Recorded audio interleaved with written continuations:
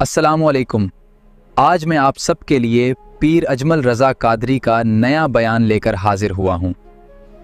عمر بن عبدالعزیز رحمۃ اللہ علیہ کے والد مصر میں ہوتے تھے اور جناب عمر بن عبدالعزیز حضرت صالح بن کسان رحمۃ اللہ علیہ کے محدث تھے، ان کے پاس مدینہ طیبہ میں تعلیم حاصل کرتے تھے۔ تو آپ نے اپنے استاد صاحب کے پیچھے عصر کی نماز پڑھی تو ایک رکعت آپ کی لیٹ تھی، اٹھ کے آپ نے نماز پوری کی تو حضرت صالح بن کسان محدث تھے، عالم تھے، حدیث پاک کو جاننے والے۔ وہ حضرت عمر بن عبدالعزیز سے کہہ رہے ہیں بچپن ہے اور والد مصر میں۔ انہوں نے پوچھا بیٹا کہاں تھے؟ نماز میں ایک رکعت میں میں نے دیکھا کہ آپ نے دیر سے نماز پڑھی ہے۔ تو عرض کرنے لگے میں حضور کنگھی کر رہا تھا۔ بعض بچے آئینے کے سامنے کھڑے رہتے ہیں پھر بڑی بڑی دیر ہی کھڑے رہتے ہیں۔ کنگھی کر رہا تھا تو ذرا دیر ہو گئی۔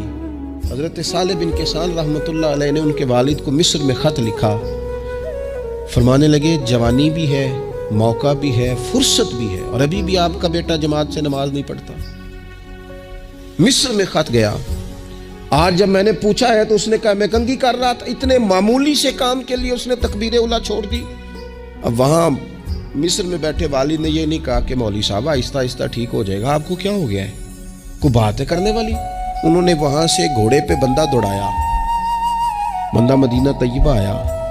اس نے کہا جاتے ہی عمر بن عبدالعزیز کو لے جانا حجام کے پاس اور اس کے سارے بال اتروا دینا، اور اسے کہنا پتر جن بالوں کی وجہ سے نماز رہ جائے ان بالوں کو سر پہ نہیں رہنا چاہیے۔ تیری جماعت کی رکعت رہ گئی پتر، اتنا بڑا کام، اللہ کے حضور حاضری کا موقع تھا۔ پھر اس کا ریزلٹ کیا نکلا؟ حضرت عمر بن عبدالعزیز بادشاہ بنے۔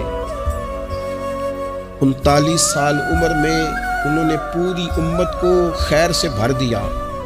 حشام بن عبد الملک کے بھی 11 بیٹے تھے، جناب عمر بن عبدالعزیز کے بھی 11 بیٹے تھے۔